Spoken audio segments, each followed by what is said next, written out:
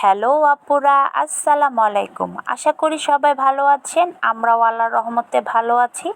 গৃহিণীদের আর কাজ কি রান্নাঘরে ছাড়া, তাই সকাল সকাল রান্নাঘরে চলে আসলাম।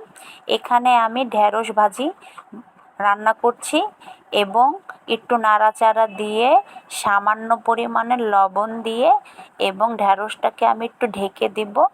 আরেক পাশের চুলায় আমি একটা তেল গরম করলাম একটা কড়াইতে, সেখানে কিছু রুই মাছ ছেড়ে দিলাম।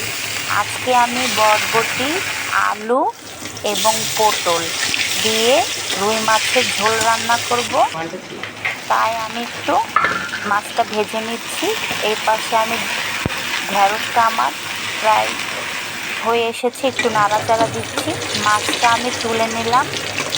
আপনারা কারা কারা আছেন যারা 2-3 পদের সবজি দিয়ে তরকারি রান্না করেন, আমাকে অবশ্যই একটু কমেন্ট করে জানাবেন। অন্য পাশে আমি একটি কড়াই বসিয়ে সেখানে আমি একটু পেঁয়াজ কুচি দিয়ে দিলাম, একটু নাড়াচাড়া দিয়ে সামান্য আদা রসুন বাটা দিয়ে দিলাম। দেওয়া হয়ে যাওয়ার পর এখানে আমি হলুদের গুঁড়া, মরিচের গুঁড়া, ধনিয়া গুঁড়া এবং লবণ দিয়ে দিলাম।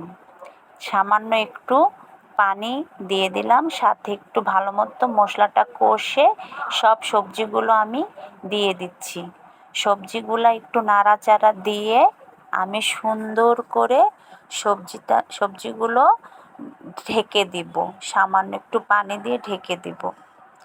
ঢাকনা দিয়ে ঢেকে ঢাকনাটা তুলে নিলাম। দেখুন সবজির কালারগুলো কি সুন্দর হয়েছে। পানি দিয়ে সব সময় সবজি কষাবেন, তাহলে কালারটা সবুজ থাকবে। সাথে আমি এখানে মাছগুলো ছেড়ে দিচ্ছি এবং মাছগুলো ছেড়ে দিয়ে আমি সুন্দর করে একটা বলক তুলে নেওয়ার পর এখানে কিছু টমেটো কুচি দিয়ে দিব। টমেটো কুচি দেওয়া আমার হয়ে গেলে ঢাকনাটা আবার তুলে নেব। তারপর এখন আমি জিরা গুঁড়া দিয়ে দিচ্ছি। জিরা গুঁড়া দেওয়ার পরে একটু নাড়াচাড়া দিয়ে দিব। তারপর আমি আবার ঢাকনাটা তুলে নেব। দেখুন আমার রান্নাটা হয়ে গেছে। আজকে দুপুর রান্না